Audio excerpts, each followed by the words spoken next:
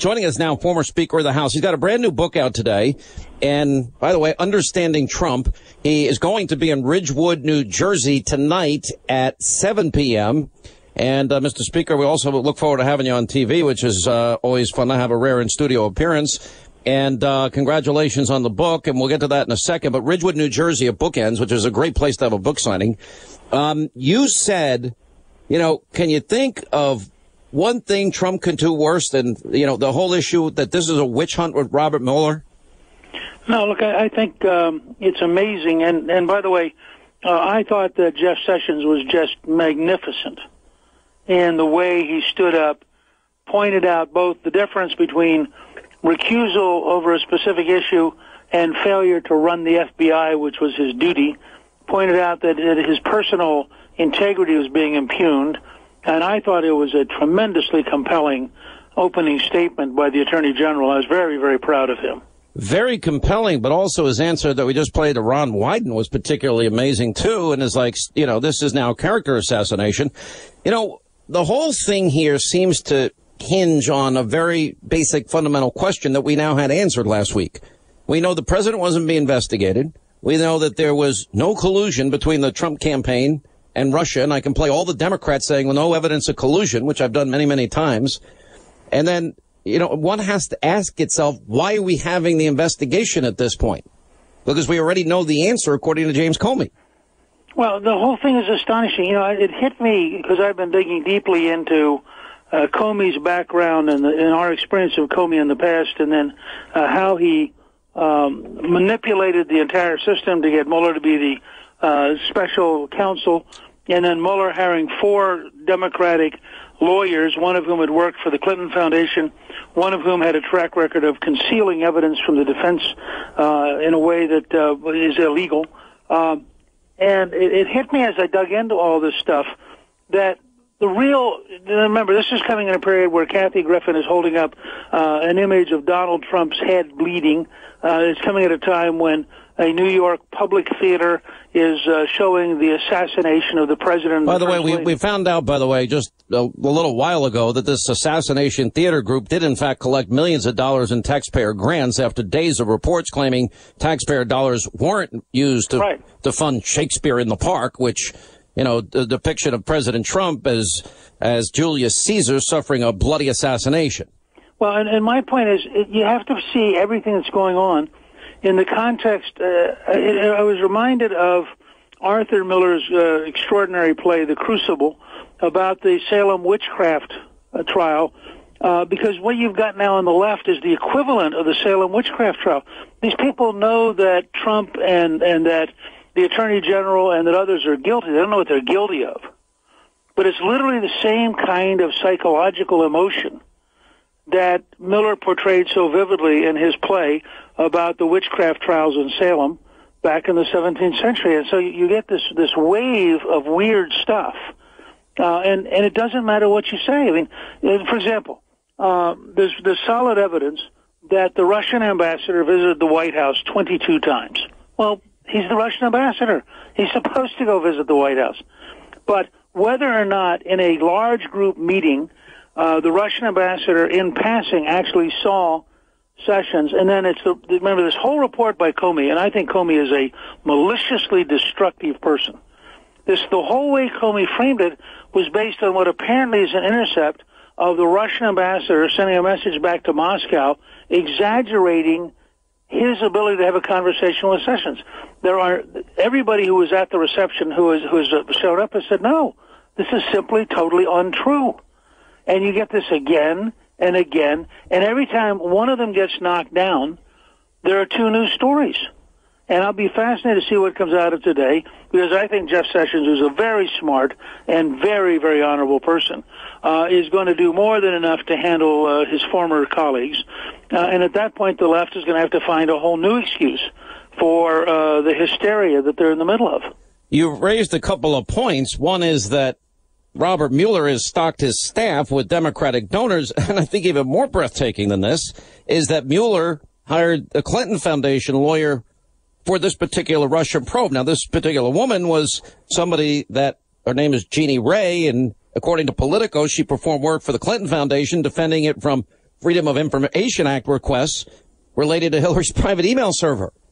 Now, if that's not a conflict of interest, I don't know what is. I really don't. Look, I mean, I said today on one of the shows as we were launching. What do you mean there is no other show by my show?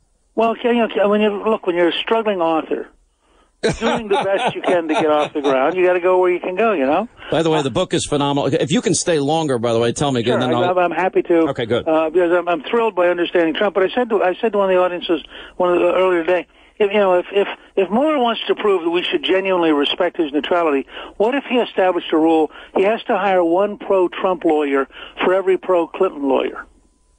I can't believe that nobody besides me seems to have picked up on this. You know Sarah Carter from Circa News. Sarah Carter, this is probably the most unbelievable story. Describes a situation of a confrontation. Now, beyond Bill Clinton on the tarmac with Loretta Lynch, apparently the FBI director Comey got information from two politicos that actually suggested that Loretta Lynch had already put the kibosh on any possibility of any Clinton indictment, that she was in the tank for Hillary. He confronts her. She says nothing but looks at him with steely silence, according to the testimony that apparently took place in closed session. And is that not obstruction of justice? Does that not warrant an investigation in and of itself? Well, by the way, to her credit, Senator Feinstein, the senior Democrat in the Intelligence Committee, has said publicly that she believes clearly that Attorney General Lynch has to be investigated, and that this whole thing really is so bad that she wants to see something done to dig much deeper. And I think it's a commentary on the Republicans just not being adequately aggressive and thinking in terms of having energy and following up, that nobody on the Republican side has said, Senator Feinstein is exactly right, and we should do on a bipartisan basis what Senator Feinstein has recommended. I mean, this can't be that hard to do that. It really shouldn't be that hard to do that. You suggested Congress put an end to all of this. I think that the president has five enemies now that he's dealing with that all want his destruction. Number one, the deep state. As his attorney said, the selective leaking on this president of top secret intelligence information is unprecedented. Number two, Democrats, as you point out, wake up every day. They still can't believe they lost the election, and they wake up with the thought, how do we destroy the president? Number three, a deeply lying and corrupt news media that not only colluded with Hillary in the campaign, they've been out to destroy him from day one. Then you've got weak Republicans who won't take your suggestion and fight back because, frankly, this whole special counsel needs to be shut down now. And then you got the never Trumper people, the five groups, and they want relevance and they want to be able to say to the world, see, told you. So I don't know at this point in time, where are his allies? Well, I've been recently, ever since I began speaking up late last week about the sickness of Comey and Mueller and this whole thing, I've gotten a surprising number of Republican congressmen and senators contacting me and asking me to get more involved in talking about what we should do to get back on offense. And I think that there's a lot bigger hunger for having a positive approach that reaches beyond the current cycle than people might have thought. And I think we may be surprised to find out how many people are eager to have a chance to get involved and to do something positive. Yeah, well, listen, I'll tell you the people that have been most defensive of the president that see this the way we see it, the Freedom Caucus members, and then the very people that, it wasn't Paul Ryan that got the health care bill passed in the House, it was the Freedom Caucus. And I think it's beyond frustrating, Mr. Speaker, that we find ourselves in a position where we now have a special counsel that got appointed because you had a selective leak by an FBI director. In and of itself may be a felony committed by him. He might have violated the Records Act. He might have also violated 18 U.S. Code 4 in terms of, he had a legal obligation if he thought somebody was trying to obstruct justice, and he stood there shocked, and perhaps if he was stronger, he would have left if he thought something was inappropriate. And he didn't leave. He selectively leaks government information and then gets his mentor and his cohort, Robert Mueller, to be the special counsel, which he set out to do. Well, and let me make a point here for all of our listeners, because I think this is one of the things that confuses Washington. Comey's part of the deep state, but Comey's part of the sickness.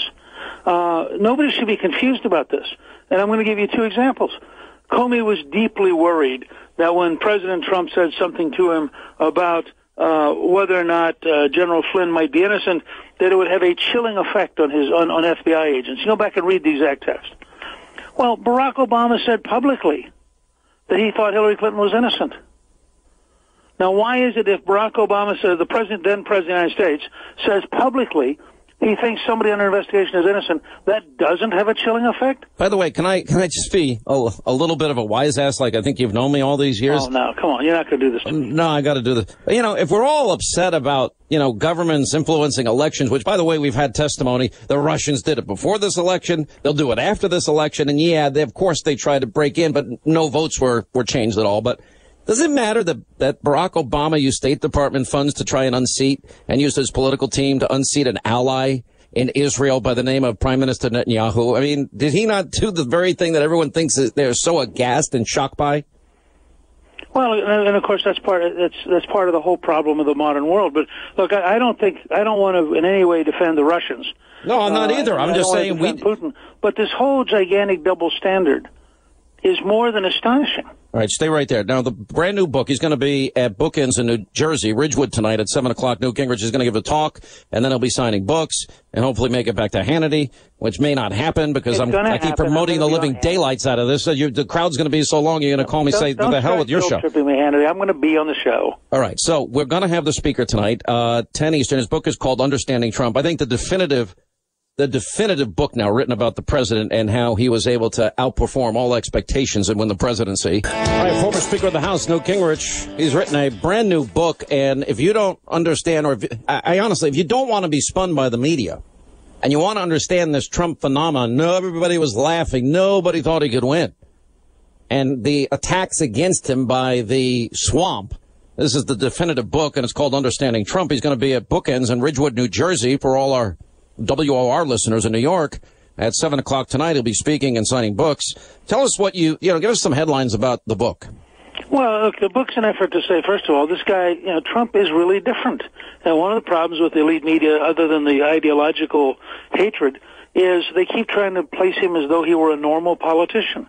This is a pure entrepreneur, a guy who believes in action, a guy who believes in dreaming big, a guy who takes huge risks, and he plays by the rules that fit if you're an entrepreneur, the kind of guy who builds Trump Tower or builds his 18 golf courses or creates, the number one rated TV show, and you go down the list of what Trump has achieved. And I think people need to understand you can't measure him as though he's Barack Obama or George W. Bush or even a Ronald Reagan. He's one of the most unique people. I rank him, frankly, with people like Andrew Jackson and Abraham Lincoln as people who are really outside the norm. And the news media cannot relax and just try to say to themselves, if this guy's so smart, he not only got to be a billionaire, he then pivoted and beat 16 Republicans for the nomination. He then pivoted and beat the news media and $1 billion in Hillary Clinton for the presidency. Maybe there's something he understands.